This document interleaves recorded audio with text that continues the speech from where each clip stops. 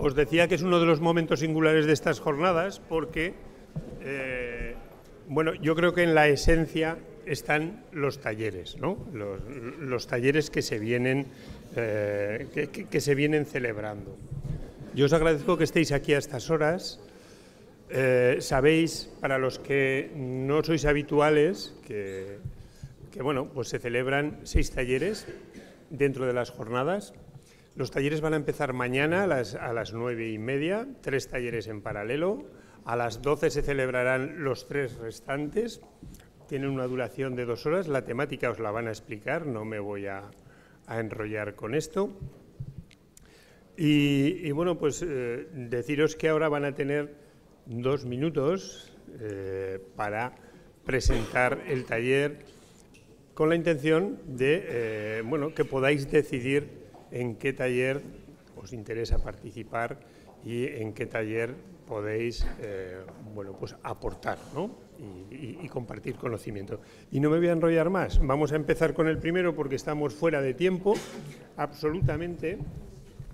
Y el primero, como veréis, las temáticas son variadas de todos los talleres y además se ha cuidado especialmente los lemas, ¿no? el detalle del lema. Esto se lo tenemos que agradecer a los coordinadores y a la organización también. El primer taller se va a centrar, tiene como lema la genómica aplicada a la mejor práctica clínica. Y tenemos 2 coordinadores. Tenemos a Ismael Vargas Piña, que es subdirector de Desarrollos y Proyectos de Negocio, de subdirección TIC del Servicio Andaluz de la Salud, y a Marisa Felipe Gil, directora general de Dalus Iberia. Ellos os cuentan.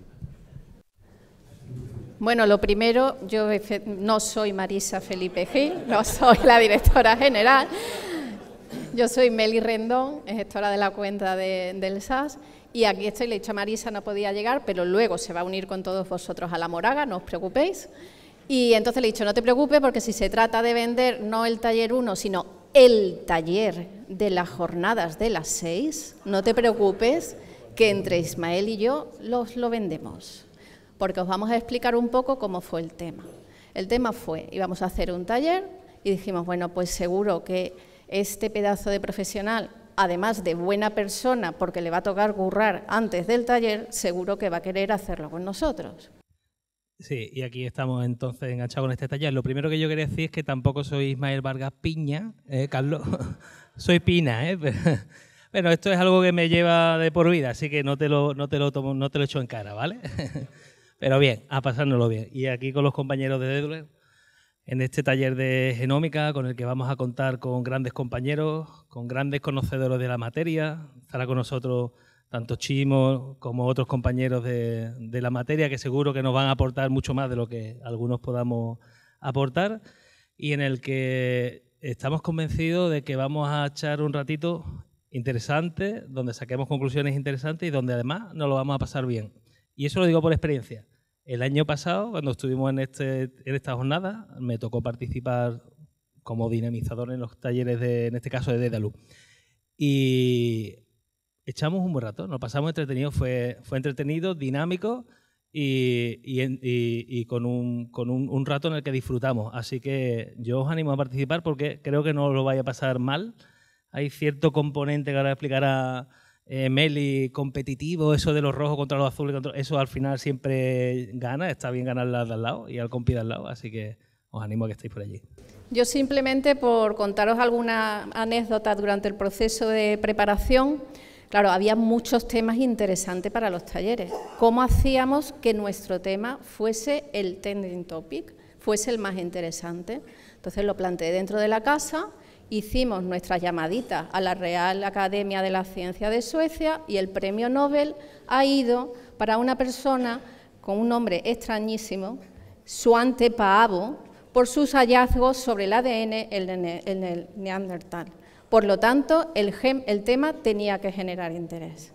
Luego vimos que nos costaba un poquillo decir, bueno, pero el tema no es muy conocido, la gente no se siente cómoda. Bueno, pues para romper el hielo y que no os dé miedo venir al taller, vamos a tener a profesionales buenísimos como es Chimo Dopazo, donde os vais a sentir comodísimos y va a romper el hielo. Y luego ya cuando dijimos, bueno, ¿y Chimo va a estar a tiempo? Y vimos la hora a la que iba a ser el taller. Gracias, Carlos. Dijimos, no te preocupes, porque como hacéis, traemos unos dinamizadores estupendos. Normalmente luego la gente también se apunta, por, uy, yo conozco a este que es de La Rioja. Aquí dinamizadores lo tenemos desde La Rioja, pasando por las islas, por Madrid, por Andalucía, o sea que tenemos muchos dinamizadores de muchos sitios y con un gran conocimiento en temas de genómica, así que os animamos a venir. Y por si quedaba alguna duda, ya os ha dicho Ismael que el año pasado pues lo hicimos muy dinámico, que fue en juego, competitivo y todo, y luego hubo premios. Y ya al final dijimos, oye, ¿y si de todas formas los otros lo venden bien? Pues nos vamos a decir que no va a ser el premio una tablet como el año pasado. Este año vamos a sortear un jamón. Y a eso no hay quien se pueda resistir. Así que mañana os esperamos a todos en nuestro taller a las 9:30.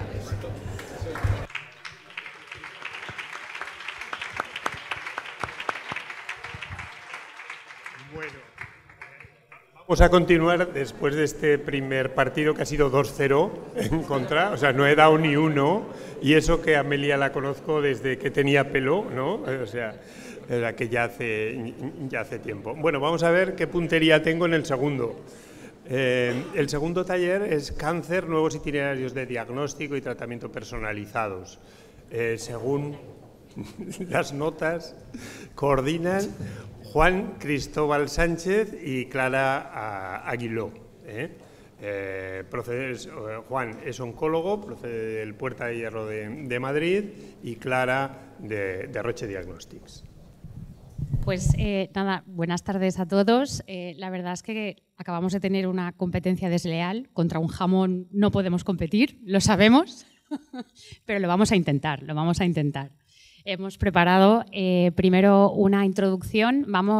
Hemos preparado 2 diapositivas, si por favor nos las podéis poner, y el doctor Juan Cristóbal pues hará una pequeña introducción, un poco para poneros en el contexto de toda la temática, que como sabéis pues, el cáncer es una de las principales causas de muerte en España y una enfermedad lamentablemente muy prevalente. Entonces, bueno, vamos a empezar con esta pequeña introducción. Bueno, no sabía muy bien cuál era el formato de la presentación. Esto es de estas cosas tan mágicas que hace Jesús, pero que luego siempre salen bien. Y me había presentado unas diapositivas y resulta que ahora empiezo compitiendo con un PowerPoint contra un jamón. Esto es bastante difícil, pero lo voy a hacer lo mejor que pueda. Muchas gracias por la invitación. Yo soy Juan Cristóbal Sánchez, soy oncólogo en Puerta de Hierro y voy a intentaros convencer, bueno, más que convencer, voy a intentar reclutar vuestra ayuda para participar en el taller de Cáncer, nuevos itinerarios diagnósticos y tratamientos personalizados. Y lo primero que he hecho de estas cosas que te das cuenta el último día es cambiar el título para que se entienda mejor. Realmente lo que tenemos que hacer en nuestro taller, y por eso necesitamos vuestra ayuda, es proponer cómo las TICs pueden guiar el itinerario diagnóstico del cáncer y los tratamientos personalizados. Bueno, en cáncer necesitamos nuevas tecnologías porque vivimos rodeados de datos, vivimos rodeados de información y se hace francamente difícil para los médicos tener toda la información que necesitamos para la toma de decisiones en la cabeza. Hay herramientas hoy en día en otras áreas industriales, en otras áreas del conocimiento que facilitan mucho esto. Lo intentamos, tenemos nuestras guías de consenso, como podéis ver, llenos de facilísimos algoritmos que al final nos llevan a tener para cada indicación terapéutica, para cada escenario terapéutico, una recomendación. Y esa recomendación se va a basar siempre en un ensayo clínico que, claro, todo es muy fácil, está lleno de información, lleno de datos, ¿no? Bueno, dicho así, parece que lo tenemos todo controlado. No quiero causar ninguna preocupación social, pero realmente no lo tenemos tan controlado. Y depende mucho del médico, de la formación, de la capacidad individual y así, en general, tenemos un buen sistema sanitario, pero no tenemos un sistema que nos alerte en el proceso cuándo estamos cumpliendo, cuándo estamos siguiendo bien el itinerario, cuándo lo hacemos en tiempo, ni que decir, vamos a sacar el tema de evaluar resultados en vida real o tener en consideración las preferencias del paciente, la experiencia del paciente. Todo esto no lo tenemos y convive con nosotros en nuestros smartphones todos los días. ¿Y por qué no lo tenemos en la salud? Bueno, por otra parte, os he adelantado que nos basamos en ensayos clínicos, pero los ensayos clínicos representan una porción muy pequeñita de los pacientes que tratamos. Son población seleccionada, no es población en vida real, es parte de la población en vida real. ¿Y qué hacemos con eso? Porque en la atención sanitaria tenemos continua información que se está generando, datos que se generan. ¿Por qué no reporta eso? ¿Por qué no retroalimenta el sistema? Generando conocimiento y generando información. Por lo tanto, sí, los datos son muy importantes. Estamos rodeados completamente de datos a diario. Cada paciente genera millones de datos, pero necesitamos que nos deis herramientas para poder trabajar, para poder analizar, para poder mejorar en definitiva nuestro trabajo. Y traemos un ejemplo y hemos reclutado al mejor asistente posible. Hola Siri, no sé si estás con nosotros. ¿Podríamos repasar el paciente 362652?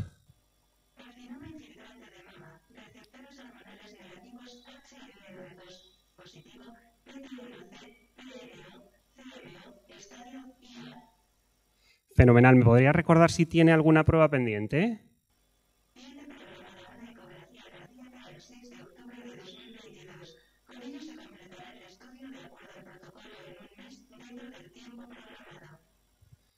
Vale, pues le vamos a proponer un tratamiento con paclitaxel y trastuzumab.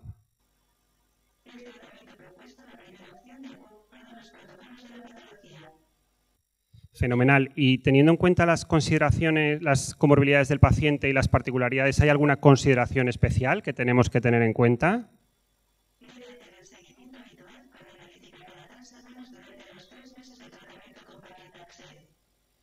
Y ya finalizando, Siri, ¿me podrías decir cuáles son los resultados en nuestro centro para este tratamiento, en esta indicación, en una población similar, en supervivencia libre de recaída a 3 años?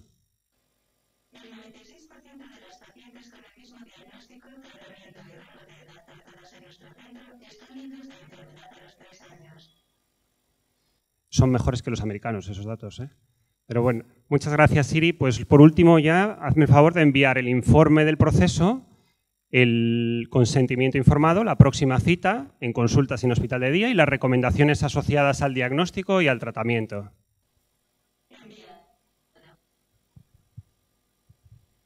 Muy bien, no se me oye, ¿no? Ahora tenemos que explicar.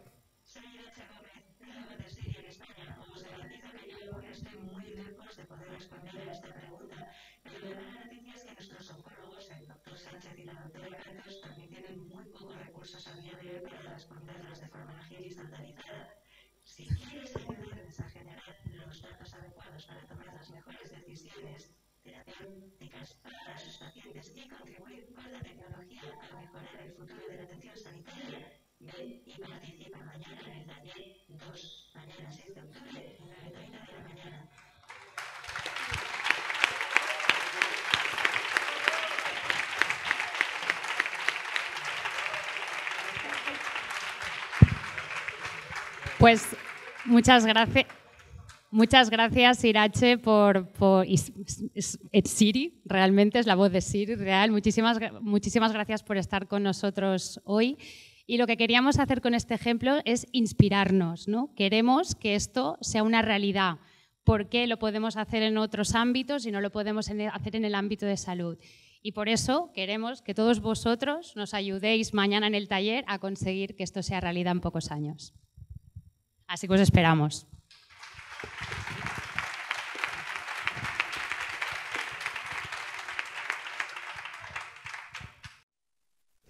Como veis, las cosas se están complicando y se están complicando bastante. Vamos a ir a por el tercer taller. Cada vez el listón está más alto, ¿eh? O sea que bueno, el tercer taller trata de la imagen funcional patológica y hace la reflexión de modificando el saber, ¿no? Va a estar coordinado por Carlos Gallego, veo que está ahí, esta vez sí que hago Diana, y por David Álvarez. Carlos viene del Departamento de Sanidad de la Generalitat de Cataluña y David viene de Siemens. Bueno, ostras, entre un jamón y después de Siri, y después aparece mi voz, que además con mis capacidades no está la de vender. Muchos de los que estáis aquí ya me conocéis, que no es la de vender. Simplemente deciros una cosa, que estamos en el 5 de octubre del 2022, los hospitales son digitales, eso todos estaríamos de acuerdo, en que todos los hospitales son digitales, pero siento deciros una mala noticia. En el 95% de los hospitales hay un servicio que no es digital. Hay un servicio que no es digital en el 95% de los hospitales, que es el servicio de anatomía patológica. Y ese es nuestro foco en el taller. El foco nuestro en el taller, no tenemos premios, sí que tampoco tenemos voces, ya veis mi voz que es, y ese es nuestro foco, es buscar cómo hacer una transformación digital en un servicio que no es digital y haciendo la digitalización del siglo XXI.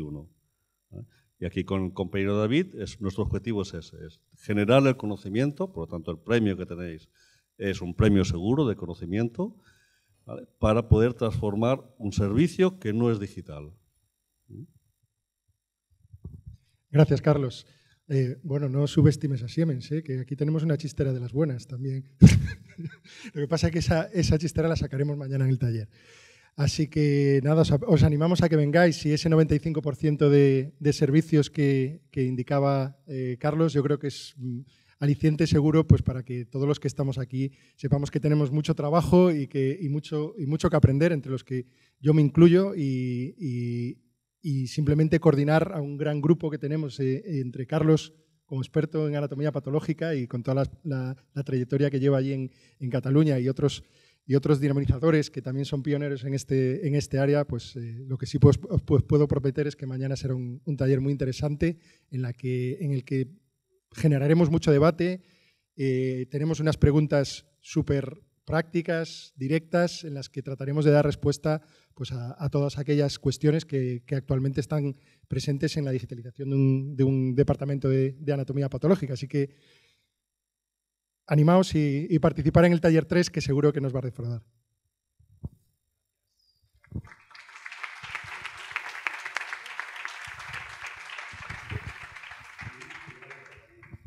Bueno, pasaríamos al taller número 4, también se centra en la imagen, en este caso radiológica, y modificando los procesos. Aquí, bueno, nos lo van a presentar Javier Turumbay, que viene del Servicio Navarro de Salud, y Alberto Pardo, que viene de la empresa Ernst & Young. Bueno, yo quiero sobre todo dar las gracias al grupo 3 y no al 1 y el 2, porque el 3 creo que vamos a estar en su nivel, en su liga. Como somos de Pamplona, somos de Osasuna, nos sentimos más cómodos en esta segunda liga. El Madrid y el Barça siempre ganan. Bueno, lo que pasa es que lo interesante seguramente puede estar en estos campos modestos, ¿no? Dentro del taller número 4 creo que podemos ser un taller muy interesante. Vamos a hablar de la imagen funcional, cómo mejorar los procesos. Vamos a tomar un ejemplo, dos realmente, pero un ejemplo sobre todo de éxito que hemos tenido en Navarra, que es el de la retinopatía diabética. Vamos a describir el proceso desde el que el paciente se hace una foto de la retina hasta que esa imagen es valorada por un algoritmo de inteligencia artificial integrado en la historia clínica de los pacientes navarros, y cómo lo hemos integrado de forma que a día de hoy ya el jefe de oftalmología ha dicho que si el algoritmo dice que es sospechoso de algo, que directamente se lo remita al oftalmólogo. Siempre hay un médico detrás, lógicamente. Hemos determinado dentro de ese proceso 4 momentos, 4 escenarios, mirando sobre todo que la heterogeneidad del aforo, gente clínica, gente tecnológica. El tema técnico-funcional pues nunca se puede separar del todo, y en este caso pues igual un poco menos. Entonces dentro de este taller un primer grupo va a hablar de la parte que es, en el caso de Navarra tenemos todos los retinógrafos estratégicamente localizados de forma que la accesibilidad de los pacientes es muy buena y en la zona rural solamente tiene que ir una vez en su zona rural y ya se olvida del tema si no hay ningún hallazgo. Todo lo que conlleva gestionar todo este escenario. Después vamos en un segundo momento, un segundo grupo de trabajo que haremos será ese tipo de imágenes que se generan, porque hablaremos de la retinografía y hablaremos también de la dermatología, ¿no? Entonces, toda esa imagen que se genera, bueno, en qué formato se genera, qué retos tenemos en las organizaciones también para compartir, etcétera. Un tercer momento que va a ser la integración con las historias clínicas, los sistemas RIS, etcétera, etcétera, y en este caso con la inteligencia artificial, qué retos hay dentro de todo esto a nivel de cada comunidad y a nivel que tenemos también entre comunidades, y un cuarto escenario ya final que sería cómo se gestionan esos procesos dentro de la organización sanitaria, ¿no? Cómo se pueden llegar a producción, cómo se organizan los procesos dentro de los sistemas sanitarios para que la tecnología dé salida a esto.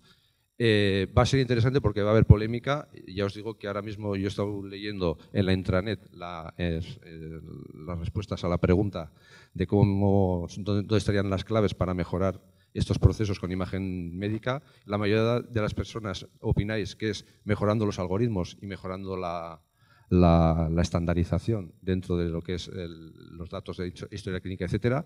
Ya os digo que yo voy a estar en desacuerdo seguramente. Creo que tenemos que poner más énfasis en lo que son el tema de los procesos, y seguramente que Alberto, que ahora dirá, también estará en contra mía seguramente, y entre todos pues yo creo que bueno, va a ser animado a la hora de intentar llegar a un consenso y de ver qué es lo más importante entre todos. A ver, la verdad es que la competición está muy dura. Nosotros apelamos más a la tan manida vocación que tenemos en el sector sanitario, y os digo por qué, porque a diferencia de lo que comentaba Carlos, la imagen radiológica lleva digitalizada un montón de años. Yo no sé, Isabel, por ejemplo, cuántos años lleva el PACS puesto en el Hospital de Alcorcón, 20. A todos vosotros habéis ya trabajado con imagen radiológica, todos habéis diseñado circuitos basados en imagen radiológica, os habéis pegado con el PACS, tenéis un montón de experiencia acumulada y seguro que un montón de veces os habéis planteado qué haría yo si hubiera inteligencia artificial en mis imágenes, qué haría yo para transformar este circuito que es lento, que tiene que dar muchos pasos, que podríamos agilizarlo mucho, que podríamos automatizar. Bueno, pues ahora es el momento. En este taller, como ha comentado Javier, ya tenemos estructurados distintos grupos de trabajo para que aportéis vuestras ideas, para que aportemos valor. Además, Javier coordina este grupo de trabajo también en el Ministerio, así que estoy seguro que muchas conclusiones que saquemos del taller serán de aplicación directa y, por tanto, pues yo creo que, aunque todos los talleres son muy interesantes, seguramente el nuestro sea en el que más valor real podáis aportar. Además, como aquí tenemos gente de los distintos servicios de salud, hospitales, empresas de tecnología más hardcore, empresas de imagen, empresas de desarrollo, entre todos podemos crear un conocimiento muy, muy bonito y que será de verdad muy, muy útil. Así que nada, veniros al 4 con nosotros a aportar. Gracias.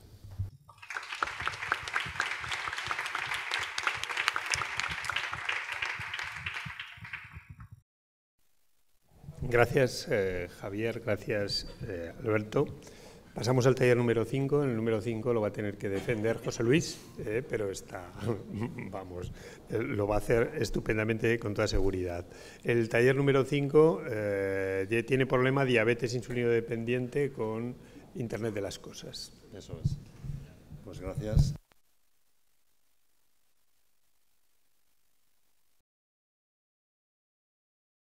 Ahora. Pues efectivamente, gracias a los compañeros del taller 3 y 4, porque yo no tengo jamón, tampoco tengo Siri, y además el otro coordinador no ha podido venir porque ha sufrido eso que nos dicen tanto en los medios de comunicación, que se llama overbooking. Entonces, pues está viniendo. Y aquí estoy. ¿Sí? ¿Perdón? Ahora. Más lejos. Más cerca. Bueno, en cualquier caso. El tema del taller es el apasionante mundo de la diabetes. Suena frío y duro, pero os garantizo que hemos trabajado mucho, Pau y yo, con el objetivo de que sea dinámico. Pretendemos responder a la pregunta de cómo ha impactado la tecnología en el mundo diabético, en el mundo de los pacientes tipo 1 y tipo 2, porque la vida del paciente diabético ha cambiado radicalmente desde la llegada de la última tecnología, ¿no? Y hablo, pues, para que os vayáis familiarizando, porque mañana os espero a la mayoría de vosotros allí. Hablo de las bombas de insulina, hablo de las plomas inteligentes y hablo, como no, de la monitorización de la glucosa en líquido intersticial, que suena muy serio, pero que ha favorecido de una manera muy importante la calidad de vida de los pacientes que están en esa situación, ¿no? Hoy se hace difícil hablar de pandemia y no pensar todos en el coronavirus, pero antes de esto tan terrible que hemos vivido y que aún estamos viviendo los últimos coletazos, se hablaba de la diabetes como la pandemia real, ¿no? La que de verdad está creciendo exponencialmente, y estoy convencido de que no solo en la sala, sino en nuestros entornos personales y profesionales, todos conocemos a alguna persona que padece diabetes, insulino dependiente o no, ¿no? En el taller de mañana, Pau y yo hemos preparado también 4 grupos estructurados, donde queremos que los 4 actores, que tienen que decir todo lo que se puede decir desde diferentes puntos de vista, estén representados, ¿no? Y hablamos de los pacientes, hablamos del profesional sanitario, hablamos del gestor y hablamos de vosotros, ¿no? Del rol del profesional del mundo de la tecnología, de IT, que puede ayudar de manera muy importante a resolver muchas de las cosas y a traducir muchos de los datos que proporcionan la tecnología de la que hoy disponemos, ¿no? No se me ocurre más que invitaros de forma firme a vivir el apasionante mundo de la diabetes mañana en nuestro taller. De verdad que espero que con el plantel de dinamizadores que vamos a contar podamos pasar unas 2 horas muy divertidas y productivas, porque lo que queremos es responder a la pregunta de cómo la tecnología impacta en el rol del paciente y del profesional sanitario. Así es que muchas gracias y hasta mañana.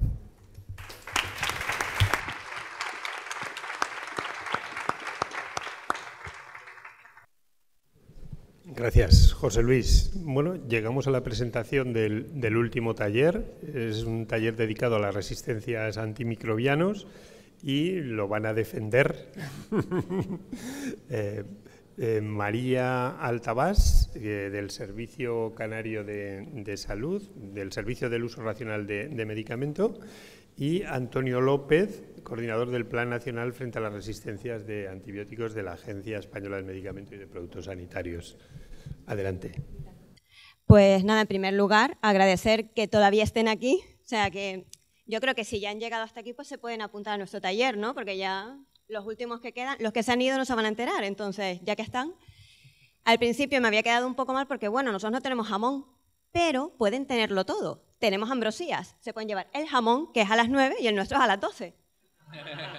Es maravilloso. Además, le hacemos el boicot a los de la diabetes. Lo siento, pues son ambrosías de chocolate. Pero bueno, nuestro taller va sobre la importancia de las resistencias a los antimicrobianos. Es un tema, yo creo que candente, sobre todo después de que hemos visto lo que puede hacer un bichito como el COVID, ¿no? A nivel mundial. Y lo hemos estructurado de tal forma que sea muy dinámico. Vamos a intentar llevarles de la mano de la atención a un paciente que va a ir pasando por distintos sitios de la asistencia sanitaria y nos van a tener que ayudar a intentar resolver su problema. Y para ilustrar, ¿no?, esta importancia de los antibióticos, tengo a mi lado a mi compañero Antonio López, que es coordinador del PRAN y que es el más indicado para ello.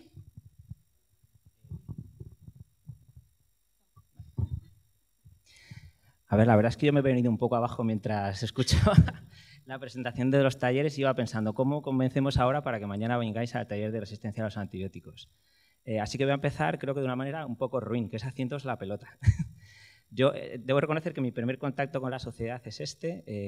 Me ha parecido extraordinariamente fascinante todo lo que habéis discutido hoy por la tarde. Según iban habiendo las distintas presentaciones, iba pensando, esto de la interoperabilidad para la vigilancia epidemiológica, esto de la inteligencia artificial para ayudar a la decisión clínica de cómo usar bien los antibióticos, esto de la inteligencia artificial o el procesamiento de datos para calcular umbrales de antibióticos en los hospitales, iba pensando, tengo cada vez más claro que la pregunta que hemos lanzado para el taller, que es cómo pueden las TIC ayudar a salvar la medicina moderna, estaba perfectamente lanzada.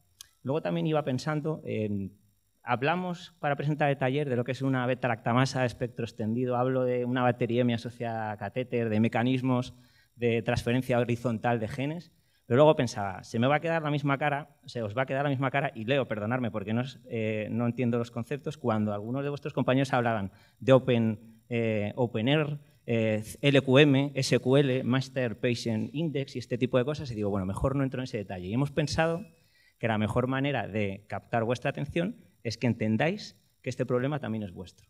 No solo que en las TIC está la solución para salvar la medicina moderna, sino que esto es un problema de todos. Y lo vamos a hacer con un par de preguntas muy sencillas. Queda poca gente, pero a lo mejor ni siquiera hace falta que levantéis la mano, pero si pensáis y levantáis la mano los que os animéis a... ¿Quién de vosotros, o de un familiar o de un amigo, como utilizando el ejemplo de diabetes, le han operado alguna vez en un hospital? ¿Cuántos de vosotros conoce a alguien que esté en tratamiento oncológico o que haya tenido que hacer un trasplante y le han hecho una inmunosupresión? Ya os digo, no levantéis la mano, pero pensar quiénes de vosotros tenéis eso de cerca. Bueno, pues tenéis que saber que eso no sería posible sin los antibióticos. La medicina moderna, tal cual la conocemos, lo que hace en oncología, lo que hacen con los tratamientos, una infección producida por una diabetes, no sería posible si no fuéramos capaces de preservar la eficacia de los antibióticos. Eso depende de todos vosotros y las TIC juegan un papel muy importante. Con esto os quiero decir que podéis salvar la medicina moderna, porque la eficacia de los antibióticos está en peligro. Hay bacterias que son resistentes a casi todos los antibióticos, por no decir a todos, y va a llegar un momento en que no va a ser posible tratar las infecciones. Insisto, las TIC juegan un papel clave en todo eso y más con todo lo que he oído esta tarde. Para que entendáis el problema de resistencia, nosotros no tenemos grandes regalos ni tenemos a Siri, pero traemos un vídeo que explica muy bien el problema de las resistencias para que de una manera muy clara, muy concisa, entendáis, insisto, que la solución de este problema depende de todos y es un problema que nos afecta a todos. Así que, no sé si... Los antibióticos son una herramienta indispensable para curar infecciones provocadas por bacterias y prevenir posibles infecciones en procedimientos quirúrgicos tan comunes como una cesárea o una operación de apendicitis. El descubrimiento del primer antibiótico a mediados del siglo XX cambió el rumbo de la medicina moderna, que pudo así comenzar a tratar enfermedades infecciosas que antes significaban una muerte segura.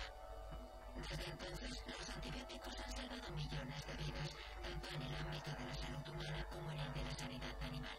Sin embargo, el uso inadecuado de estos medicamentos podría devolvernos a la era preantibiótica, en la que una simple infección resultaba letal y prácticas tan vitales como la quimioterapia o los trasplantes de órganos ya no serían posibles. ¿Qué podría conducirnos hacia un futuro sin antibióticos? El problema de la resistencia. ¿Qué es la resistencia y cómo se desarrolla? Los antibióticos no son un recurso infinito ni infalible. Un uso excesivo o inadecuado de esta herramienta puede hacer que las bacterias se vuelvan resistentes a futuros tratamientos.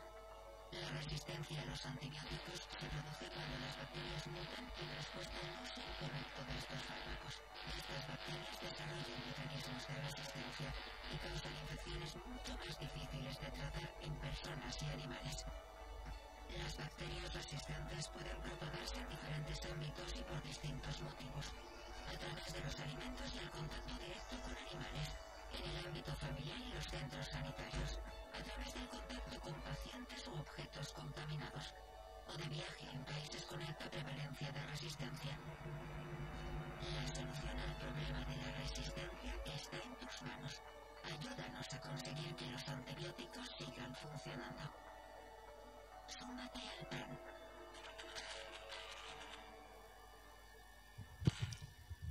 Pues bueno, yo no voy a apelar a hacerles la pelota, sino a la culpa. Si no vienen, no vamos a poder preservar los antibióticos. Va a ser responsabilidad de ustedes. No se pregunten lo que pueden hacer los antibióticos por ustedes, sino lo que ustedes pueden hacer por los antibióticos. Los veo mañana allí, que hay ambrosía, ¿vale?